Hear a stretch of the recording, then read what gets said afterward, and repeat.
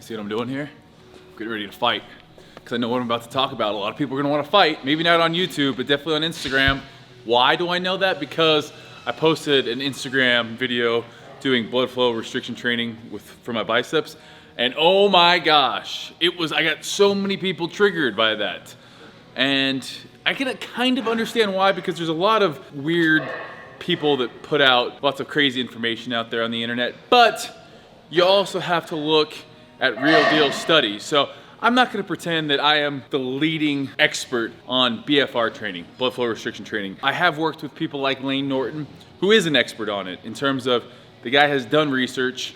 He comes from that field, he has his PhD. I go on and I read a bunch of articles that are published articles from universities or articles that he has referenced, and I go look at the research. Basically everything I'm talking about is based off of other people's research. So I'm not pretending these are my unique ideas. I wanna say that first and foremost. These are, studied. For the last 30 years, more clinicians have been using blood flow restriction training in patients recovering from injury, bedridden patients. They were actually applying tourniquets to people and just having them walk or just lying in their bed, and they were noticing that those people actually retained muscle better than those people that didn't. So that was kind of where blood flow restriction training, kind of got its birth from. And basically what we do with blood flow restriction training is we take a band, a tourniquet, a cuff, they've been called all sorts of different things, and we restrict venous blood flow back. We never cut off blood flow from the arteries. So we never cut off blood flow to the muscle. What we do is we restrict the blood flow back from whatever muscle that we're training. We restrict that blood flow back. And now what does that do? It causes intramuscular swelling. It causes a couple different things. And one of the big things that it does is it causes type 2 muscle fibers to take over. So along with tapping into type 2 muscle fibers quicker than you otherwise would without doing blood flow restriction training, one of the other things that's happening is the buildup of metabolites into that area that you're training. So in the quads here, we've cinched them tight at a perceived tightness of that 5 to 7, and blood and other fluids are building up there. Metabolites that would otherwise be washed away with blood flow going back in the veins, they pool there, and there is evidence that also that induces hypertrophy. So that's another reason for this training. And again, this training isn't for everyone. It's for someone who has aching joints, an injured body part, they're low on time, they're maybe traveling in a hotel gym that doesn't have a ton of heavy weights. So you can benefit from bringing your bands, working at a load that's less than half or less than half of your 1 rep max, and getting a lot of those same hypertrophy benefits. All right guys, so I'm gonna be doing back squats today. Haven't done back squats in a long time, again, because of my back. What I'm gonna be doing here though, is showing you guys when you're tightening up the band, whatever you're using, you're gonna wanna use something that isn't thicker probably than like a knee wrap. So if you have knee wraps, that's fine. The one thing you don't wanna do is wrap them going down your leg. Wrap them all in one place. The tightness should be about a perceived 7 out of 10.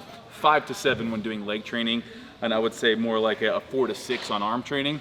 The reason you don't want to go too tight is it actually makes all the benefits that you get from doing hypertrophy training, actually the opposite happens if you go too tight. So you definitely don't want to occlude any of the blood in the arteries. That's the one thing we don't want to do. We're restricting blood flow back in the veins. So perceived tightness of 7, you're gonna already feel all of that blood starting to pool. No numbness or tingling, but just blood starting to pool a little bit, that fluid shift into the legs. And from here, we're gonna perform 30 reps, and then we're gonna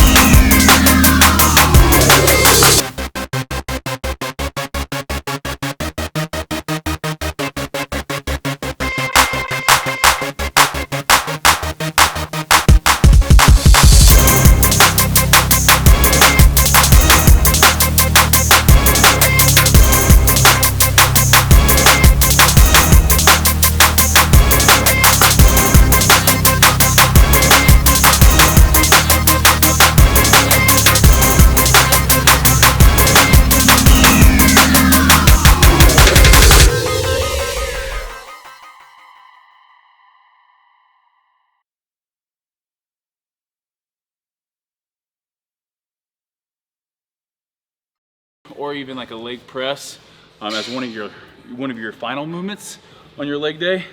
I'm gonna still have to finish the rest of my hamstrings and quads after this. And right now, all I can feel is the pulse in my thighs as I get ready to do this set. 30 reps on back squats is a lot to start it off.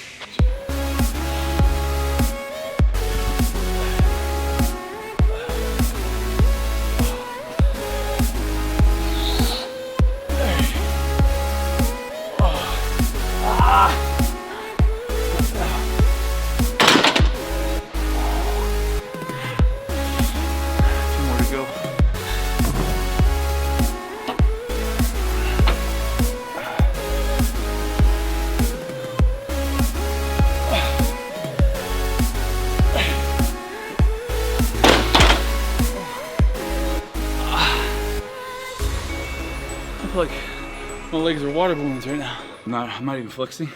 My leg doesn't want to move. Last set. Best set.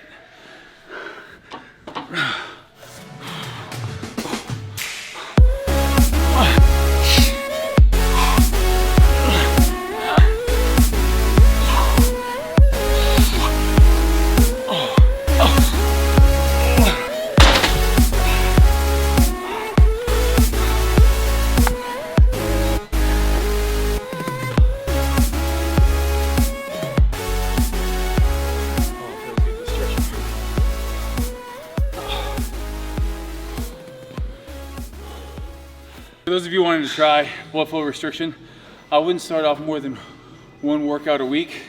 The recovery on it it's not any more, damaging or harder to recover from than a normal workout. In fact, a high intensity squat session would be harder on your central nervous system than something like the bands to recover from. We're gonna link some studies, link Layne Norton's video to this. He and I did a leg workout back in the day. So give it a go. Again, it's a good way if you can train heavy, if you don't like to train heavy, if you're coming back from an injury, you do it safely, you research it, you give it a go. I found that it's an insane pump in there. I feel like, for it's a lot of bang for my buck. Like it's intense without strapping on 400 pounds to my back. So, which saves my lower back in turn. So I like using it for legs and then also arms. I've never tried any occlusion band stuff for my shoulders or chest. You can do it. I haven't really looked into the research on that enough. So we're gonna jump into the rest of my leg workout right now. Oh, it's a bad idea to do that first, but we're just gonna have to get through it. It's just ridiculous. My vastus medialis looks like it got stung by a bee. It's that pump for you. All right, now that our quads are nice and pumped up, we're gonna jump into the glute ham raise. This is a hamstring exercise. What we're gonna be doing is 90-degree in the knee, flexing the quad or flexing the glutes, and then controlling on the way down, and then using our hamstrings to curl back up. So what we don't want to have happen is at the bottom, you have to break at the hip, butt goes in the air. We don't want that. Keep the hips pushed forward the entire time, glutes engaged all the way down, all the way up.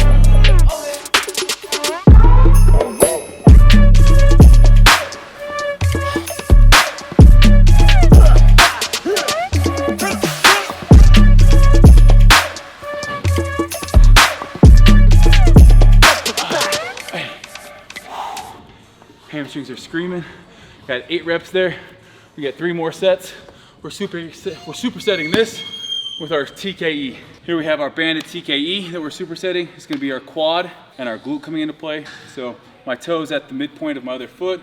From here, we're going to straighten that knee, keeping the glute contracted. So just like we did with our hamstring, we're contracting the glute and then forcing that knee back, 2 count, and then back up. Great exercise for the quads.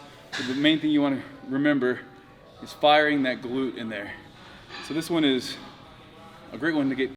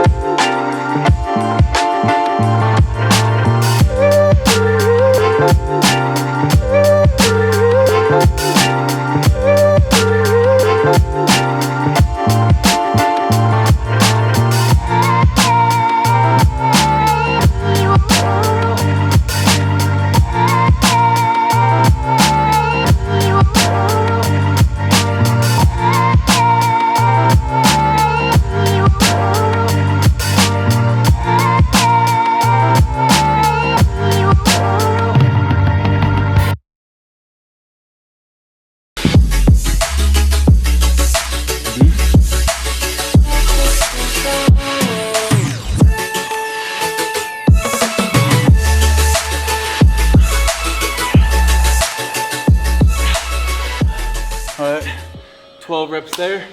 90 seconds rest, back into our dumbbell static lunge.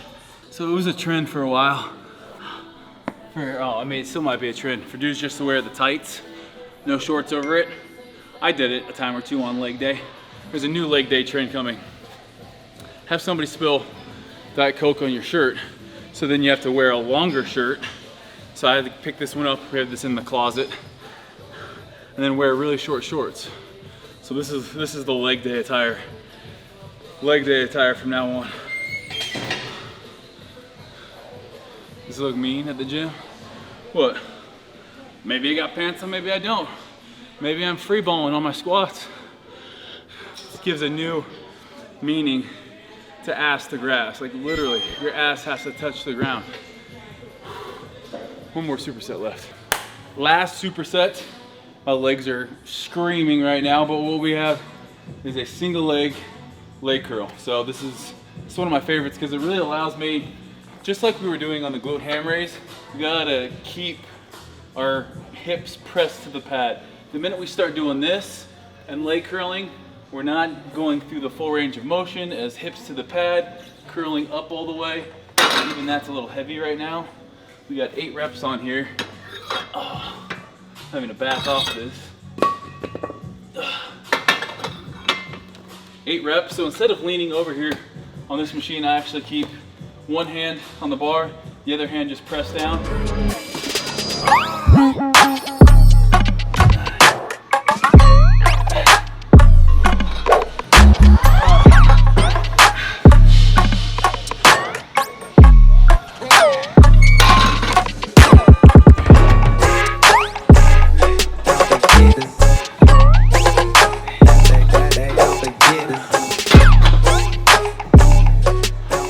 'Legs just feel different after you do occlusion band training. Like, we're just fatigued right now.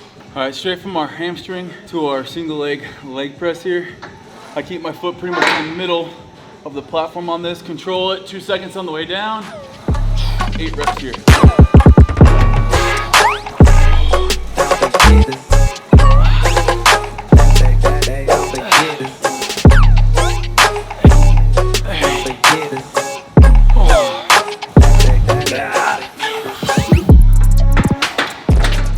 Second break, back to our leg curl. Oh, I've never before done blood flow occlusion band training first, and I can see why. The pre-fatigue is real. Hey.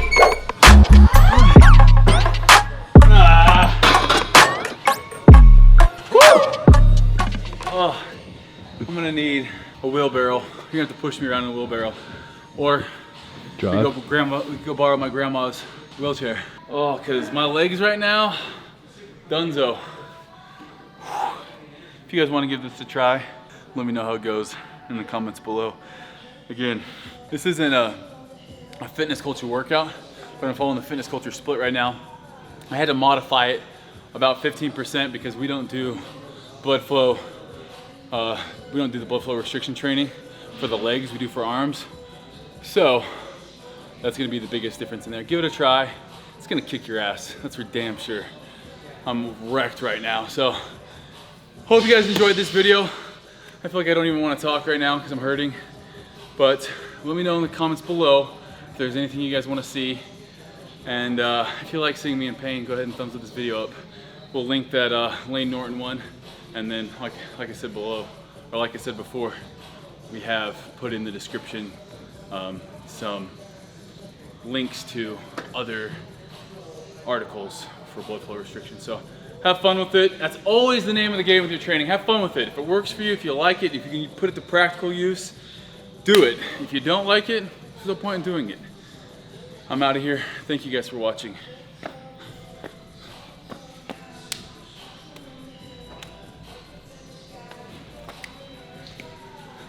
That's all I got.